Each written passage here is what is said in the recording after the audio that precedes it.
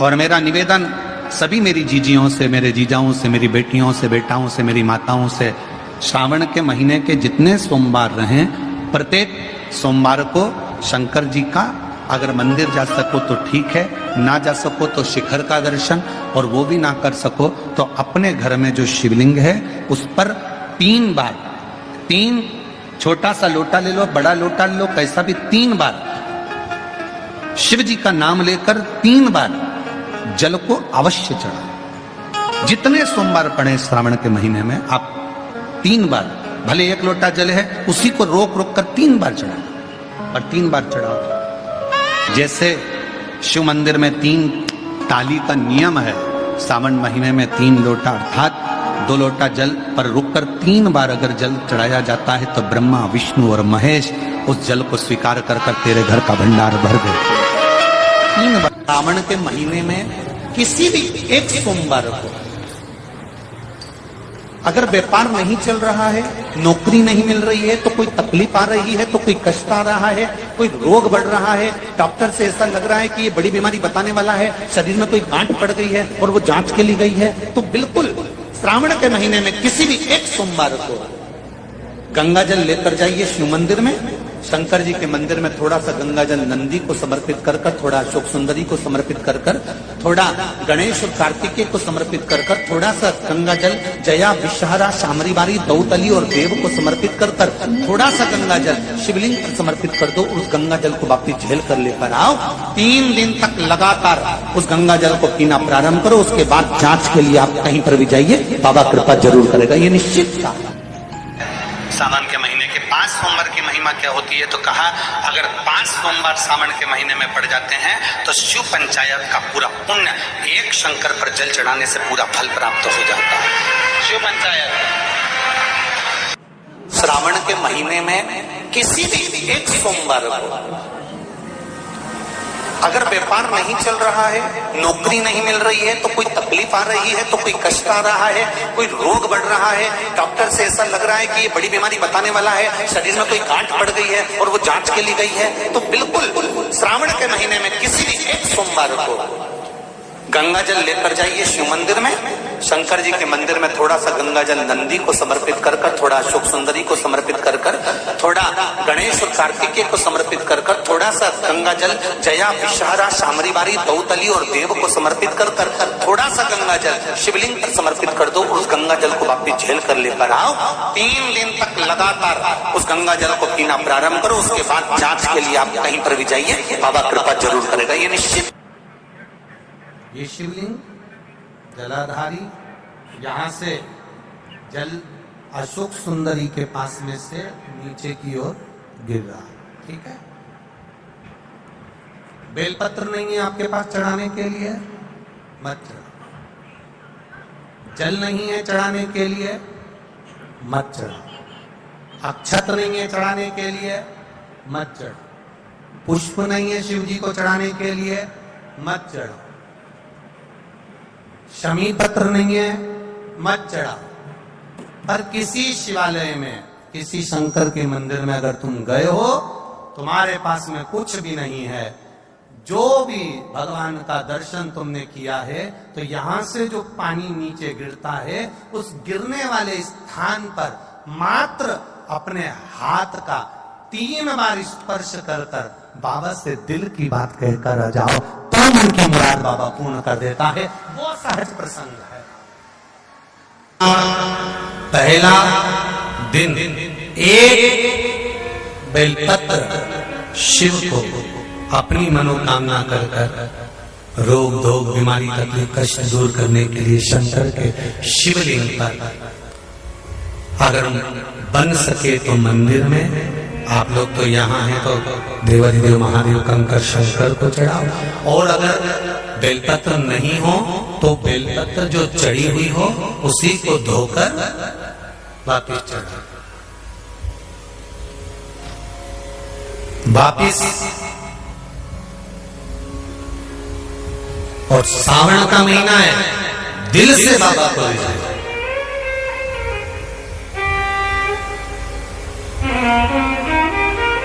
हम धर्म करने के चक्कर में परमात्मा के भजन के चक्कर में किसी का अपमान ना करे।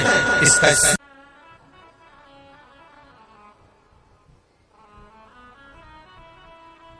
जब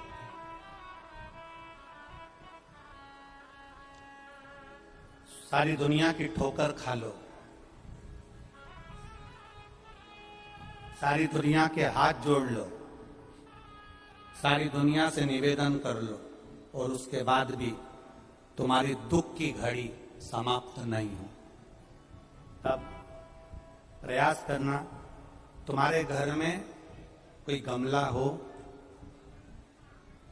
कोई पौधा लगा हो, जो भी पौधा लगा, हम ये नहीं कहेंगे कि वो गुलाब का है कि गेंदा का है कि शमी का है कि बेलपत्री का है, जो पौधा तुम्हारे घर में लगा हो, जो पौधा, एक प्रयास करना। अभी सावन चालू हुआ है,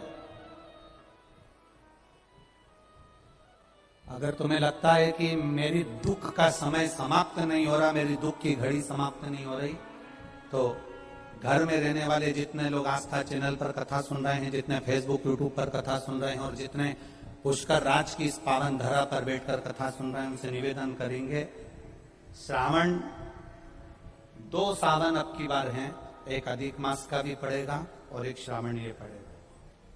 ये जब 2 श्रावण पड़ते हैं तो इसमें हरि और हर का मिलन होता है, हरि और हर का मिलन, क्योंकि अधिक मास जो है वो भगवान पुरुषोत्तम का है, भगवान विष्णु का, और सावन के मध्य में अगर पड़ रहा है तो देवाधिदेव महादेव के साथ भगवान हरि का मिलन हुआ है, इसलिए इसको हरिहर श्रावण कहते हैं।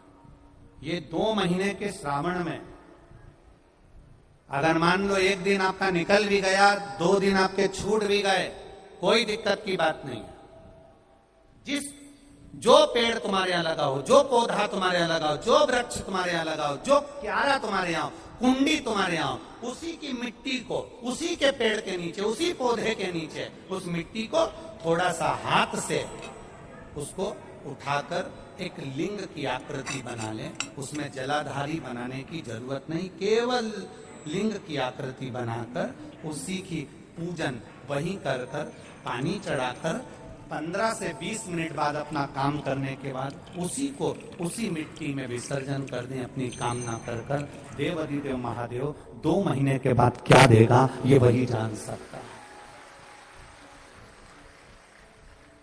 वो क्या प्रदान करेगा ये उसके ऊपर।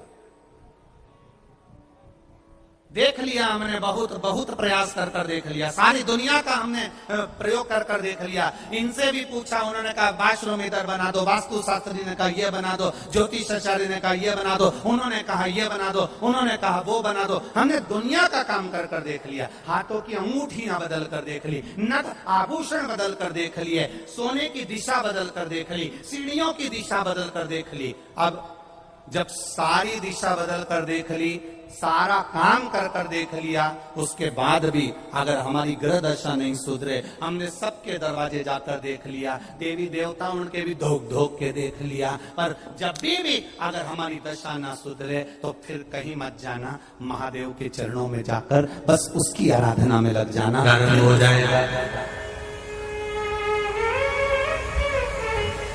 जो माताएं श्रावण के सोमवार का व्रत करती हैं वो पशुपति व्रत मत करना। जो श्रावण के सोमवार का व्रत नहीं करती हैं वो पशुपति व्रत कर सकती हैं, उनको पशुपति व्रत करने का मना नहीं। पर यदि श्रावण का व्रत आप पहले से करते आ रहे हो, श्रावण महीने का व्रत करते आ रहे हो, या श्रावण के महीने में तुम सोमवार करते आ रहे हो, तो फिर पशुपति व्रत ना करते हुए इसको 1 महीना, भले 2 हुए हो, 3 हुए हो, 4 हुए हो, रोक दो। फिर अगला जब श्रावण पूर्ण हो जाए फिर जो सोमवार आए फिर चालू कर दो। पर अगर श्रावण का व्रत करते हो तो, और अगर श्रावण का व्रत नहीं करते हो तो पशुपति व्रत चालू है, मना नहीं। श्रावण के महीने में जल चढ़ाने के पात्र 2 कर दो। कितने पात्र करना? जम के बोलो जरा। 2 पात्र कर लो, भले 2 हाथ में लेकर मत जाओ, एक के ऊपर एक कलश लेकर जाओ। उसका कारण क्या है? शंकर भगवान ने मां पार्वती के सम्मुख में गंगा का आवाहन करा था। तो गंगा जी ने आकर पूछा था, स्वामी जब पार्वती आपके नजदीक में विराजमान है तो मुझे बुलाने का कारण क्या था? भगवान शंकर कहते हैं, श्रावण का महीना प्रारंभ हो रहा है, जब मेरे ऊपर सृष्टि का भार आएगा तो मुझे गंगा और पार्वती दोनों की जरूरत पड़ेगी। जब घर में विवाह आता है, शादी आती है, कोई फंक्शन आता है, कोई मेहमान आते हैं, तो थोड़ी ड्यूटी बढ़ जाती है। रोज 8 बजे उठते हो, पर शादी रहती है तो कितनी बजे उठना पड़ता है? सुबह 6 बजे 7। यहाँ पर भी आप रोज अपने घर पर उठते होगे 8 बजे तक 7 बजे तक, पर यहाँ तो तुम जब सो रहे होगे तो सवेरे कब हो जाती है और रात कब हो जाती है तुम्हें नहीं मालूम पड़ता होगा कि कब रात होगी कब सवेरे होगी। लोग ढोलक पीते पीते पीते पीते 11, 12, 1 और तुम्हारी लग गई झपकी और बज गई 3:30, सब लग गए लाइन में नहाने और तुम भी भगी जल्दी से नहाने। और नहाने भी कहा जाए तो माता इतनी चतुर, उन्हें का बरसती हो रही है जल की। भगवान भी सोच समझ के पानी गिराता था, 3 बजे से गिराना चालू करता था 6 बजे तक। उस बीच में भगवान को भी मालूम है मिश्रा जी कहाँ से नल लाएगा, इसलिए उन्होंने चारों तरफ से पानी गिराया।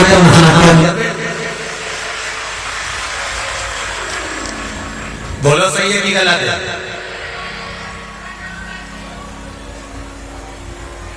सब बाहर निकली धीरे से, इतनी चतुर राम जी, गजब की चतुर लोग आया है, गजब।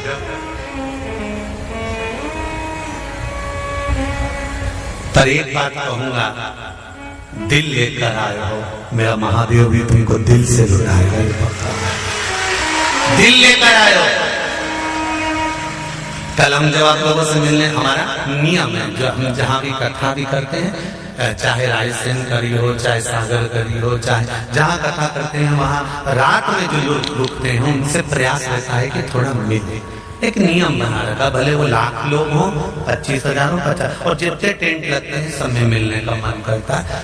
आपसे कल भी मिलने आए थे और कई लोगों की आंख में आंसू भी थे, कई लोगों के हृदय भी नम थे कि हम अब कल चले जाएंगे। पर दुख मत करना,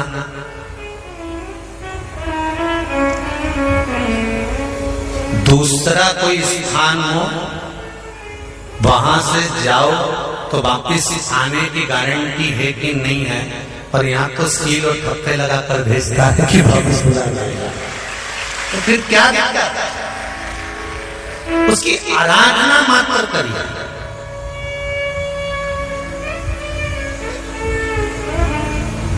खूब धनपति भी बैठे हैं, खूब, आप लोगों में कोई कमी नहीं है। किसी की यहाँ जमीन है तो किसी की गाड़ी है तो किसी का बंगला है, किसी की सत्ता है, किसी का आनंद है, बहुत बैठे हैं। पर आप लोगों ने 7 दिन जो कथा, एक ये पटिया लगा हुआ है, तख्ता लगा हुआ है और उस पर आराम से सोकर 7 दिन कथा का रस स्वादन जो करा है वो जिंदगी भर नहीं भूल पाओगे। बाबा इतना देगा कि आप लोग उसकी कृपा ही कर सकते।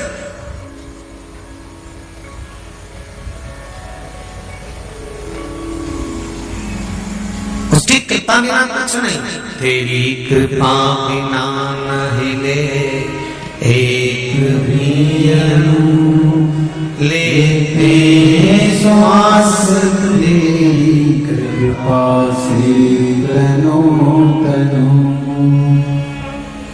बाबा की कृपा होती है तो आना होता है।